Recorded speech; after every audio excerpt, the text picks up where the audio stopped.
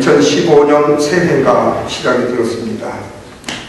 새해 첫 주일을 맞이하면서 하나님 앞에 예배로 시작하는 저와 여러분 우리 모두에게 하나님의 크신 은총과 축복이 함께 하시기를 주님의 이름으로 축원드립니다.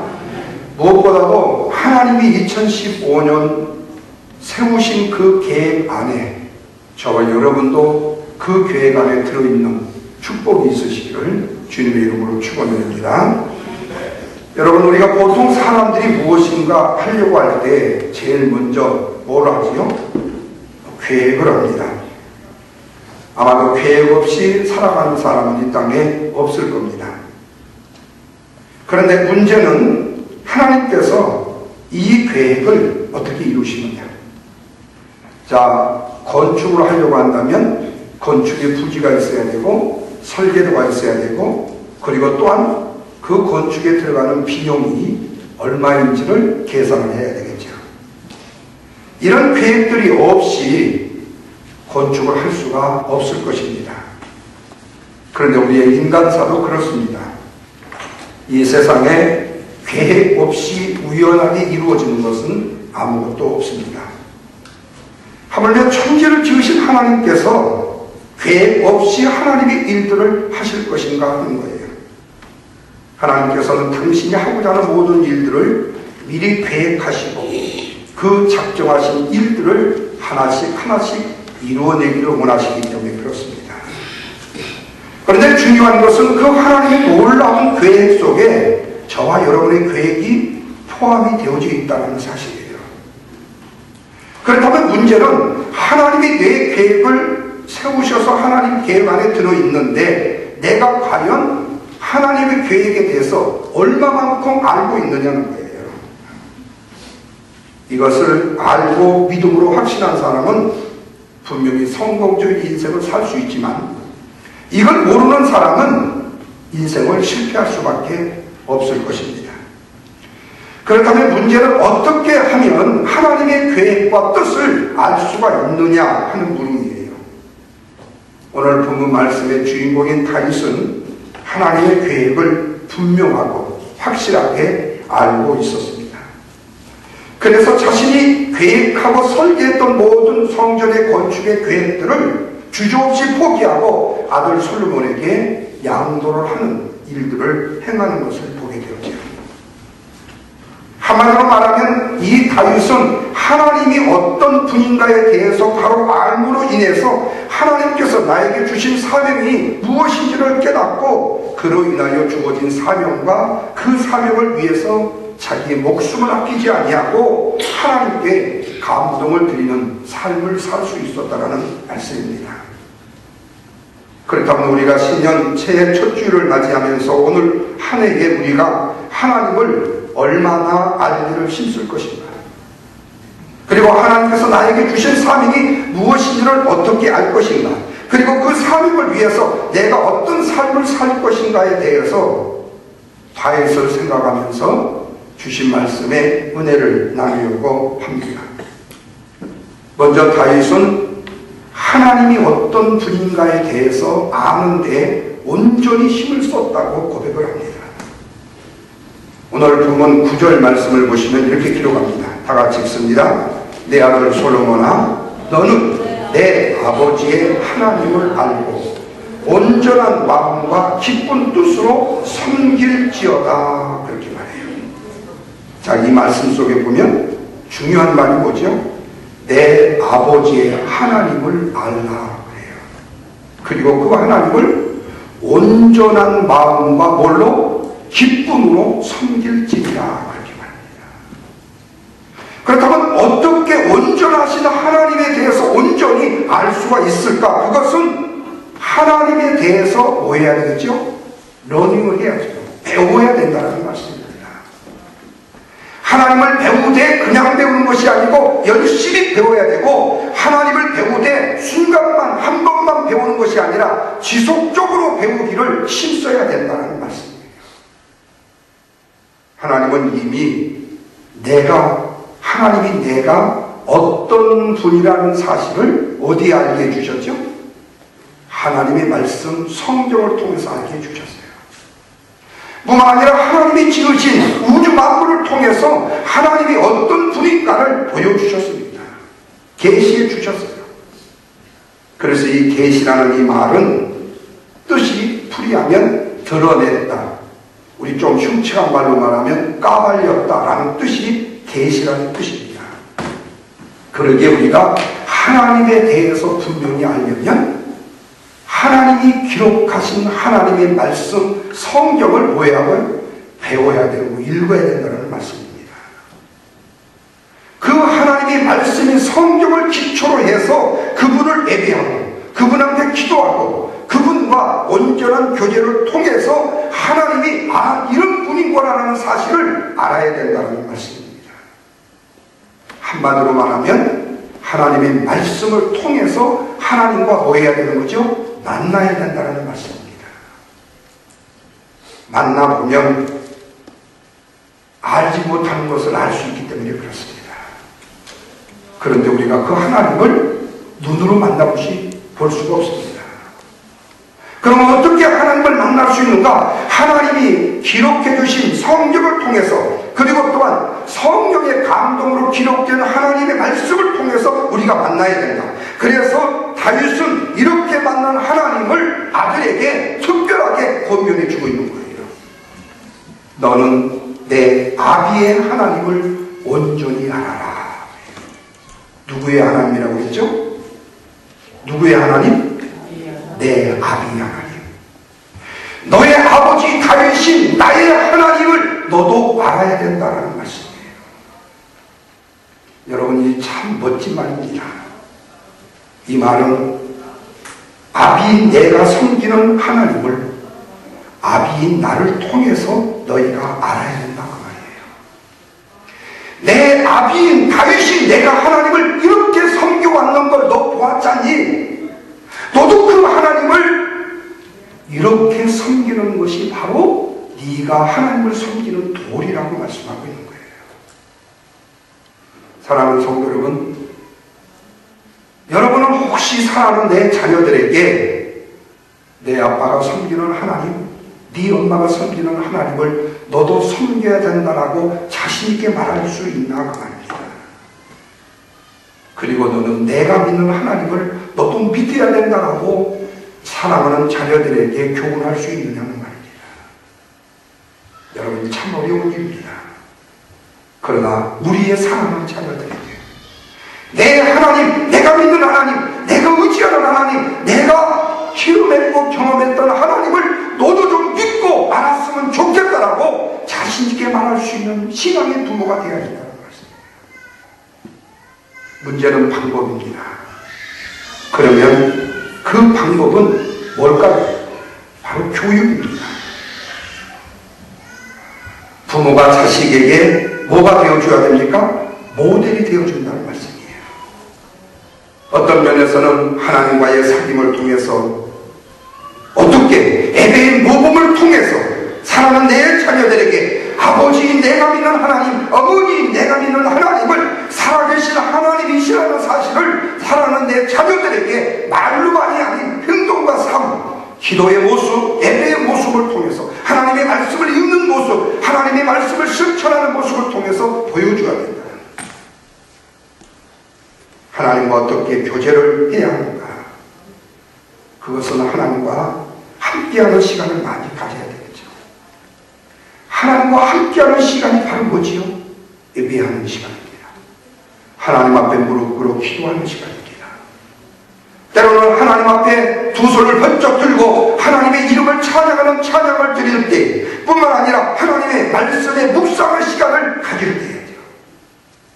그래야 하나님을 온전히 할 수 있기 때문에 그렇습니다. 그래서 여러분, 내가 하나님을 얼마만큼 아는가에 대한 비례가 바로 내 신앙의 성숙과 내 신앙의 믿음이 비례가 되어진다는 사실이에요. 그렇다면 여러분, 하나님을 깊이 알고 하나님을 바로 알게 되면 어떤 일이 일어나게 되는가? 하나님은 우리에게 당신의 계획을 알려주십니다. 하나님을 알아갈 때 하나님의 계획을 알려주세요. 그때부터 내가 하나님의 말씀을 통해서 은혜를 받게 되고 하나님 은혜를 받게 되어지고 뿐만 아니라 내가 영적으로 신앙적으로 뜨게 되는 거예요.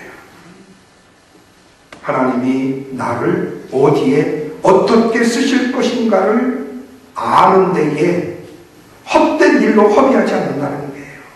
시간을 낭비할 필요가 없다는 거예요. 하나님 왜 나에게 이 일을 맡겨주셨죠? 왜 내가 이 일을 해야 되죠? 하나님 앞에 물을 이유가 없어. 왜? 하나님의 계획과 뜻을 아니까. 그래서 한 해가 지나가고 나면 새로운 새해가 되어질 때 그 한 해의 마지막에 하나님, 당신이 내년 한 해를 위해서 나에게 맡겨주실 일이 있죠.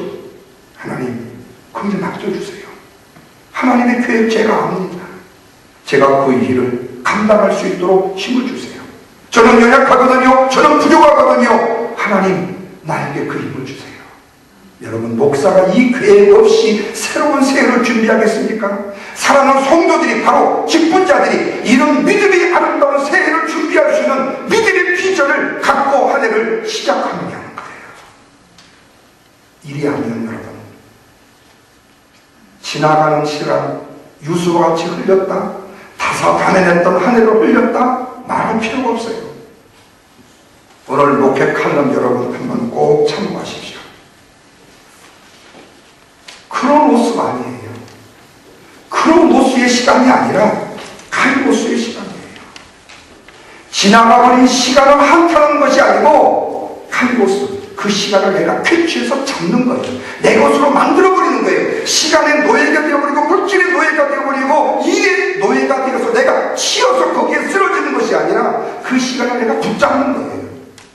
그 시간을 내 시간으로 만들어버리는 거예요.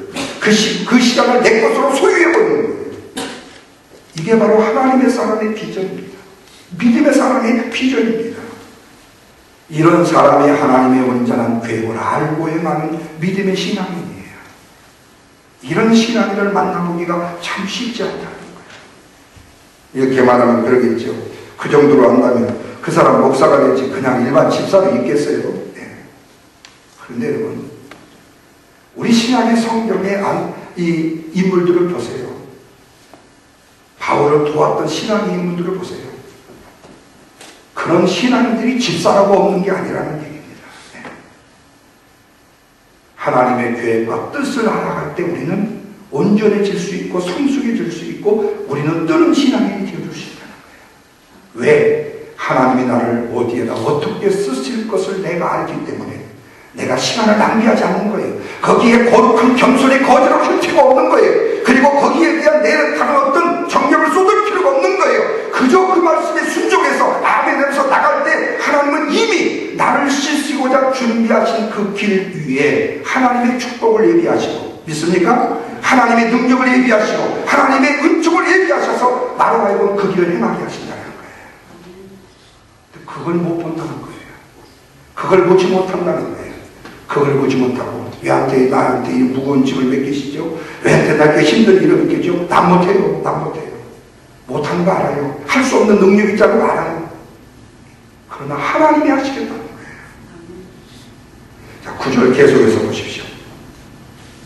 뭐라고 했어요? 여호와께서는 모든 마음을 감찰하사 모든 의도를 아시나니 내가 만일 그를 찾으면 만날 것이고 만일 내가 그를 버린다면 그가 너를 어떻게 한다고요? 영원히 버려버릴 것이라는 거예요. 하나님은 우리의 마음을 감찰하시는 분이다. 우리의 마음을 아시는 분이다. 속일 수 없는 분이다. 그래서 부지런히 예배하면서 하나님을 찾으면 그분은 우리를 뭐 해주신다? 만나주신답니다. 그러나 반대로 우리가 그분에 대해서 등한시하고 버리면 하나님도 우리를 버려버리신다는 거예요. 그러기에 우리의 자녀들이 하나님을 온전히 알고 섬기도록 부모가 신앙의 모델이 되어져야 된다는 겁니다. 바울이 바로 하나님을 올바로 알지 못했을 때 하나님을 위한다고 하면서 하나님을 대적했고 하나님의 교회를 핍박했고 그리고 또한 믿는 성도들을 옥에다가 잡아서 가두는 일들을 했지 않습니까? 사울은 그 당시에 이 일이 하나님의 일인 줄로 착각을 했습니다. 그런데 그가 다메섹 도상에서 예수님을 만나자마자 그의 인생은 어떻게 바뀌어요? 180도로 바뀌어요. 그를 향한 하나님의 계획이 무엇이었습니까? 사도행전 9장 15절에 보면 이 사람은 내 이름을 이방인과 임금들과 이스라엘의 자손들 앞에 전하기 위하여 택한 나의 뭐라고요? 그릇이라고 말씀합니다. 다시 말하면 하나님을 온전히 아는 사람은 하나님을 감동시키는 사람이고 하나님 앞에 쓰임받는 하나님의 사람이다. 그렇다면 여러분, 우리가 하나님을 온전히 아는데 힘을 써야 되겠지. 그래서 올 한 해 하나님을 알기 위해서 하나님의 말씀 성경을 이독하기를 권면하는 것입니다.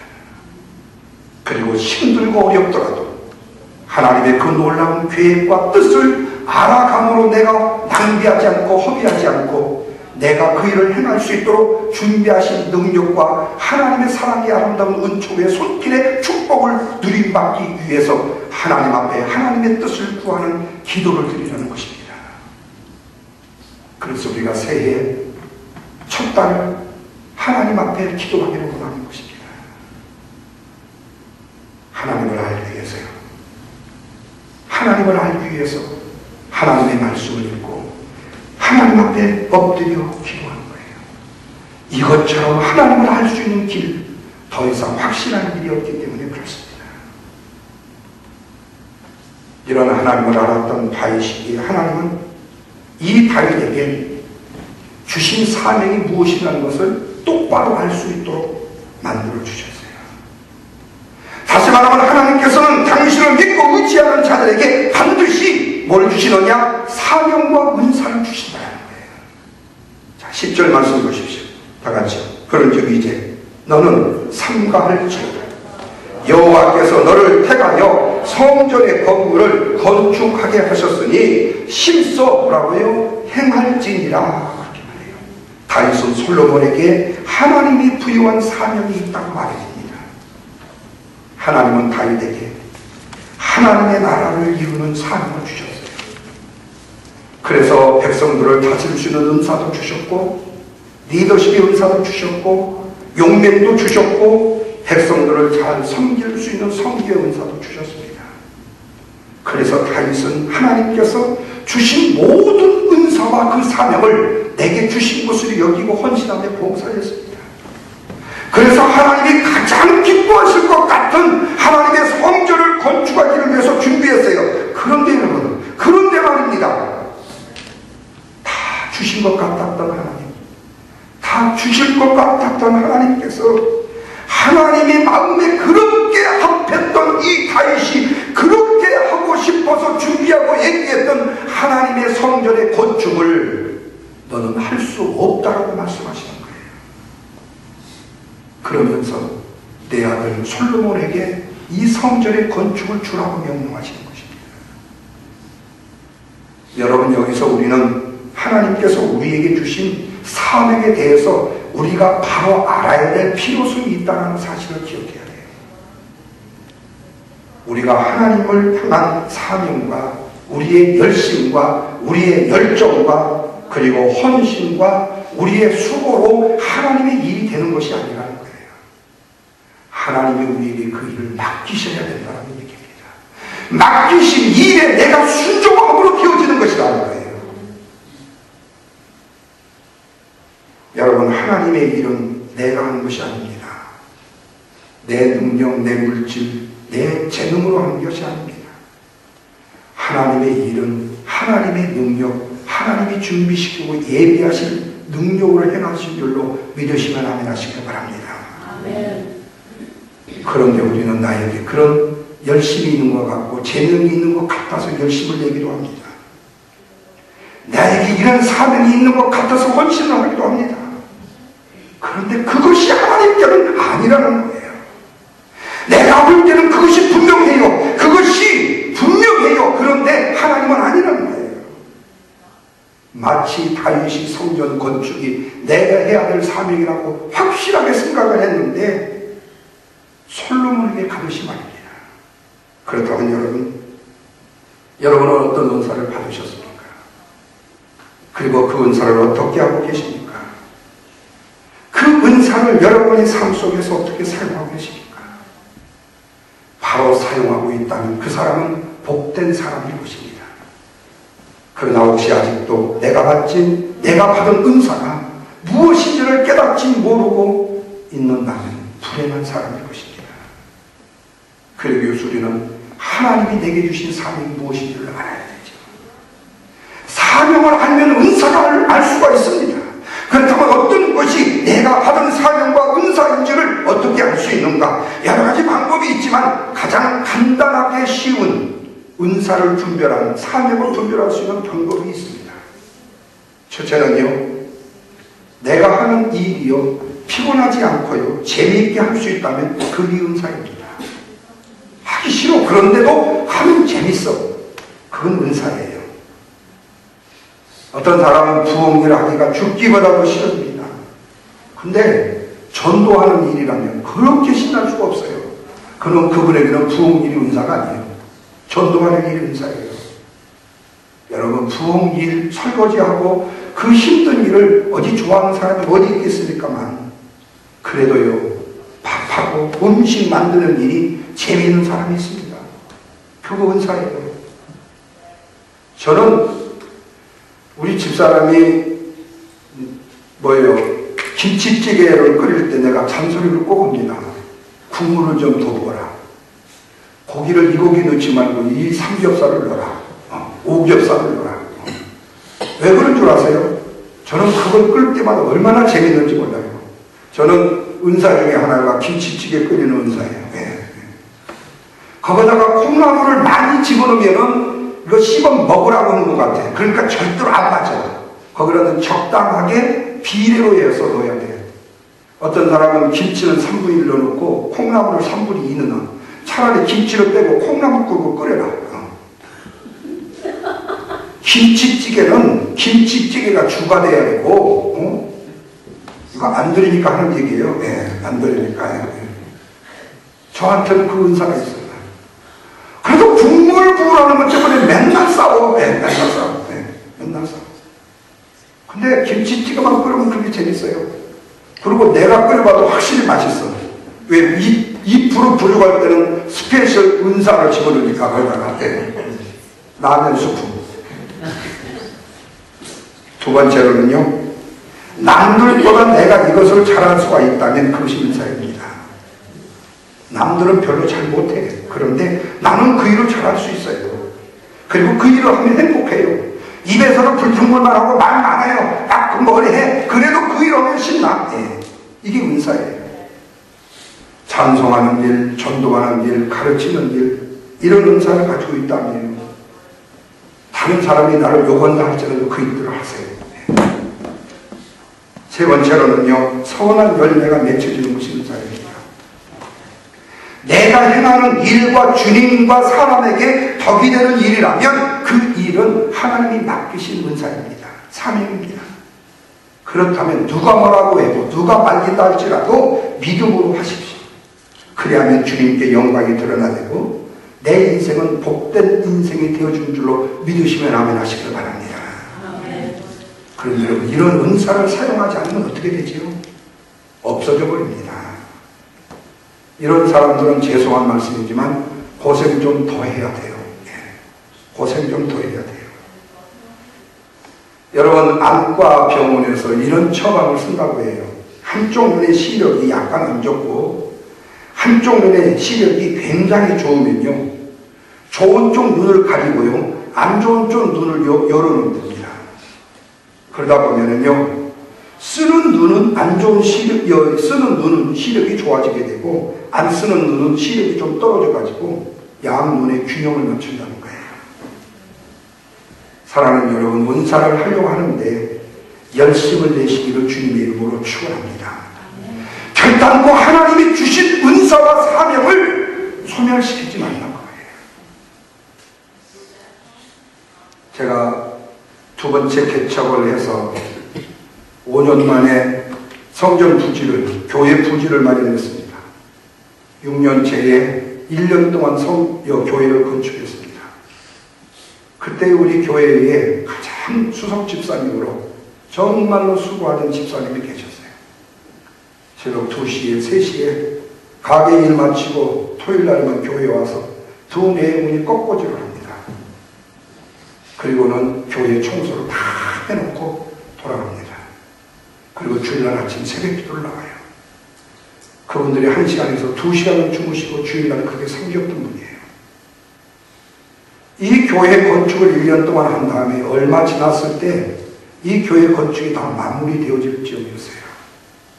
그때 이제 집사님들 몇 분이 저한테 이제 교회를 안양에서 의왕으로 옮겨야 되는데 여기에 있는 성도님들 때문에 옮길 수가 없어요.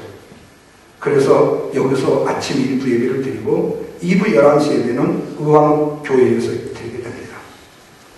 교회에 달랑 벤차 자동차 한 대밖에 없었습니다.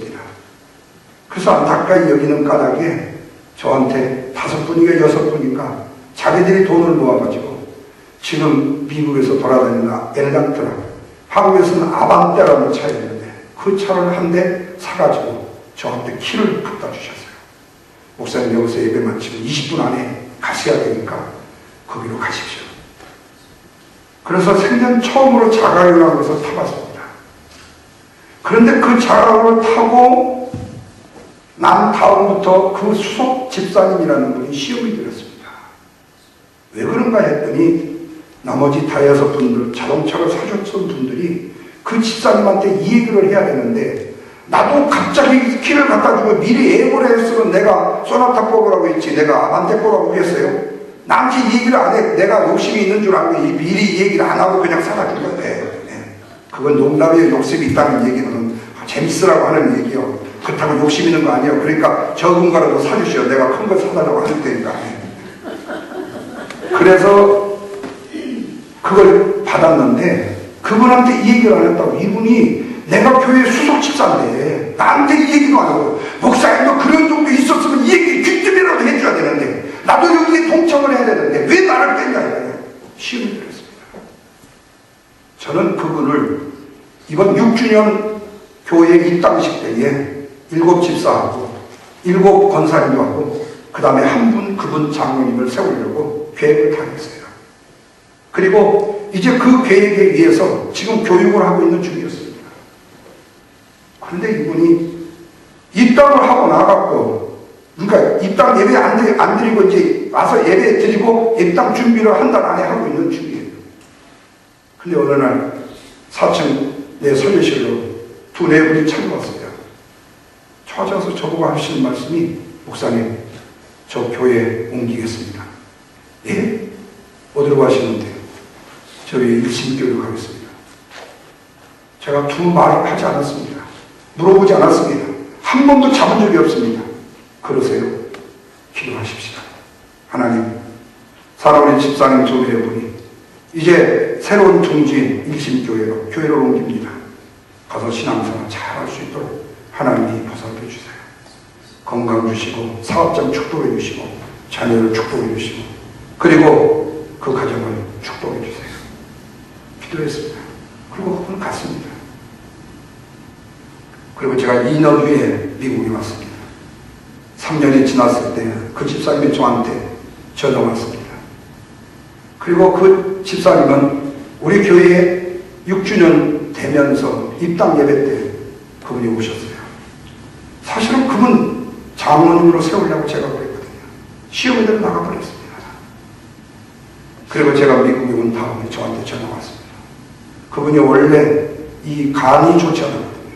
그래서 그분이 녹즙을 저한테 넣어서 제 얼굴이 그때 1년 동안 녹즙을 그분한테 받아먹어가지고 이렇게 반질반질해요. 예. 그게 아주 효력이 컸어요. 예. 무좀도 없어지고요. 예. 근데 그분이 그렇게 봉사를 해주셨던 분이에요. 근데 그분이 간암이 되신 거예요. 그때 그분이 저한테 제일 먼저 하시는 말씀이 있었습니다. 목사님, 정말로 제가 죄송해요. 내가 6주년 그때의 입당 예배 때 목사님한테 사죄를 못 드렸어요. 용서를 못 드렸어요. 사실은 목사님 얼굴 뵀지만은 목사님 왜 나를 잡지 않았을까? 사실은 내 마음속에 나도 별로 좋지 않았어요. 인사는 드렸지만 그러나 이제 목사님 뵙지 못하고 있는 지금 이 상황에 제가 목사님한테 진심으로 회개하고 용서를 빕니다. 목사님, 저 용서해 주세요. 그리고 기도해 주세요. 그리고 목사님, 제가 반드시 1년 안에 우뚝 일어서겠습니다. 그리고 미국에 목사님 꼭 찾아뵙겠습니다. 그런데 그분이 결국에는 1년 안에 회복을 못하시고 하나님 나라의 부름을 받아가셨어요. 제가 4년 6개월 만에 한국에 가서 그분 자녀와 그분 부인을 만났습니다. 부인이 저를 붙들고 그렇게 통곡을 했어요. 목사님, 왜 그때 안 잡으셨냐고요? 왜 우리를 방치하셨냐고요? 저는 마음속에 참 고통스러웠습니다. 지금도 그분이 가면 저에게 정말로 깍듯이 영적인 아버지처럼 그 부인 되신 분이 대해줍니다. 이번에 한국에 갔을 때에도 마지막에 연락이 돼서 공항까지 쫓아오셨어요. 제 페이스북에 아주 멋진 여인이 제 옆에 서 있는 분이 그분이에요. 저는 지금도 그분을 향해서 기도하고 있습니다. 자녀들을 위해서 기도하고 있습니다. 그 자녀들은 지금도 저를 한국에서 만나는 아버지라고 부를 정도로 가까웠던 분이에요. 근데 여러분, 사명에 대한 인식과 은사에 대한 인식은 육적인 관계하고 달라요. 이것은 우리가 꼭 잊어서는 안 되는 일입니다. 그것은 목사가 주는 직분이 아니고 하나님이 주신 직분이고, 목사가 준 사명이 아니고 하나님이 주신 사명이고, 목사가 준 은사가 아니고 하나님이 주신 은사이기 때문에 그렇습니다. 여러분, 다윗을 생각해 보세요. 얼마나 힘들었겠습니까? 내가 이 성전을 건축하려고 하나님의 마음에 합한 자라고 하나님이 나를 여겨주셨다면, 그래, 하나님이 한 번만 눈 감아주셔서 나로 하여금 성전 건축해서 멋지게 하나님 앞에 드리면 얼마나 좋을까요? 그런데 하나님, 나보고 말고 내 아들 보고 하라고요? 아무리 내 자식이지만 하나님과 나의 관계에 대해서는, 그럼에도 불구하고 다윗은 뭐예요? 하나님, 알겠습니다. 내가 내 아들에게 이 사명을 맡기겠습니다. 여러분, 이것이 은사이고 이것이 사명인 것을 믿으시기 바랍니다. 마지막으로 한 가지로 다윗은요, 주어진 사명에 목숨을 걸고 힘을 썼습니다. 우리가 일생을 살아가면서 저마다의 소원들이 다 있을 수 있습니다. 욕심에 근거한 소원이 아닌 주를 위한 뭔가를 해보고 싶은 소원들이 있을 수가 있습니다. 이것은 내 소원이 아니라 하나님의 소원이라는 말씀입니다. 그래서 그 소원을 이루기 위해서 우리 신앙인들은 부지런히 일하고 부지런히 힘을 쓰는 거예요. 그런데 문제는 그 일이 그렇게 쉽게 이루어지느냐, 그렇지 않다는 거예요. 어떤 때에는 그에 대한 대가가 지불해야 될 때도 있습니다. 때로는 목숨을 걸고 싸워야 할 만한 일때도 있습니다. 그래서 다윗은 10절에서 그것을 강조해요. 다 같이 읽어보세요. 다시요. 시작. 그런즉 이제 너는 꼭 기억해라. 여호와께서 너를 택하여 성전의 건물을 건축하게 하셨으니까 너는 뭐라고요? 힘써 행할지니라. 목숨을 걸고 행할지니라. 그렇게 말하는 거예요. 그러면 다윗이 여기서 뭘 삼가하라고 말합니까? 하나님의 명령에서 내 생각을 더하거나 빼지 말라고 말합니다. 왜냐하면 내가 하고 싶은 것이 있다고 해서 내 힘과 능력으로, 내 재능으로 다 할 수 있는 것이 아니라는 말씀이에요. 뿐만 아니라 내가 갖고 싶은 것이 있다고 해서 내가 다 가질 수 있는 것이 아니라는 얘기입니다. 내 뜻대로 이루어지는 것이 아니고 하나님의 뜻대로 이루어지는 것이라는 거예요. 그래서 주님께서 나에게 주신 사명과 그 일을 전념을 한다면 이런 세상 것들을 삼가해야 된다 말이에요. 다시 말하면 하나님이 맡기신 사명에만 세상으로 돌리지 말고 목숨을 걸으라는 거예요. 그럼 뭘 힘써 해야 합니까? 맡긴 사명에 목숨을 걸고 힘써 싸워서 순종하라 그 말이에요. 여러분, 오늘 본문의 다윗을 보십시오. 다윗은 자신이 하나님의 성전을 짓고 싶은 마음이 너무나도 간절했습니다. 근데 하나님이 너는 안 된다고 말합니다. 그래도 그는 포기하지 않고 계속 준비를 했습니다. 그러다가 결국에 하나님의 뜻에 순종하면서 자기 아들 솔로몬에게 성전의 보물을 맡기는 거예요. 그렇습니다, 여러분. 하나님께서는 주를 기쁘게 하려는 거룩한 소원을 가슴에 품고 살아가는 사람에게는 반드시 복 주시는 하나님이심을 믿으시면 아멘 하시길 바랍니다. 그 소원이 이루어지도록 힘과 능력을 주시는 하나님이시라는 말씀이에요. 그러기에 우리는 나에게 주어진 사명에 힘을 써야 됩니다. 그리고 때로는 그 대가를 치러야 됩니다. 우리 예수님을 보십시오. 예수님은 우리 죄악된 인간을 구원하기 위해서 사람의 몸을 입고 이 땅에 오셨습니다. 그 십자가가 너무 힘들고 어렵기에 겟세마네 동산에 무릎 꿇어 기도하셨습니다. 하나님의 뜻을 구했던 겁니다. 그리고 결론을 내립니다. 내가 십자가를 치는 것이 우리 아버지의 뜻이라면 순종합니다.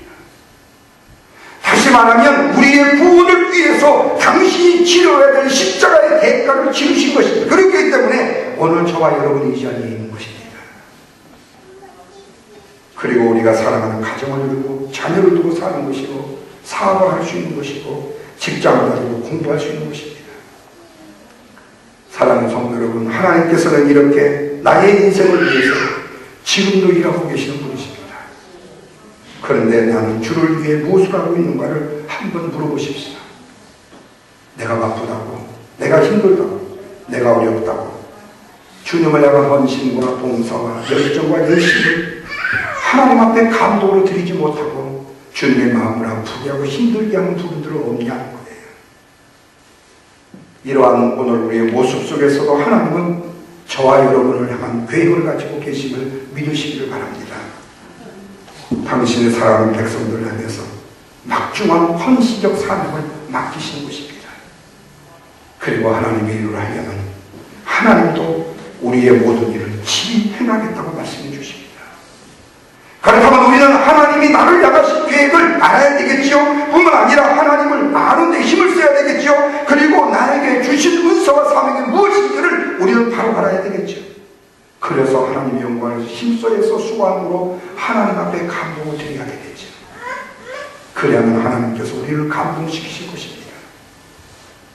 그래서 2015년도 금년 안에 우리가 무엇보다도 평상시에 일반적인 레고의 일이 아니라 스페셜한 감동을 하나님 앞에 드리는 주님 앞에 쓰임받는 종들이 되시길 바랍니다. 그 일들을 위해서 여러분 하나님 앞에 엎드려 기도하십시다. 하나님의 말씀을 읽으십시다. 하나님이 어떤 분인지를 바로 아십시다. 그리고 나에게 주어진 사명이 무엇인지를 분별해서 죽도록 충성을 다하십시다. 그로 인해서 하나님 앞에 감동을 드리는 하나님의 사람이 되어서 하나님이 예비하시고 축복하신 아름다운 은총을 받아 누리는 한 해, 이것이 올 한 해 하나님께서 우리를 통해서 이루시려고 하는 하나님의 계획인 것을 믿으시고 그 믿음 앞에 순종해가는 사랑하는 모든 성도 여러분 되시기를 주님의 이름으로 축원합니다.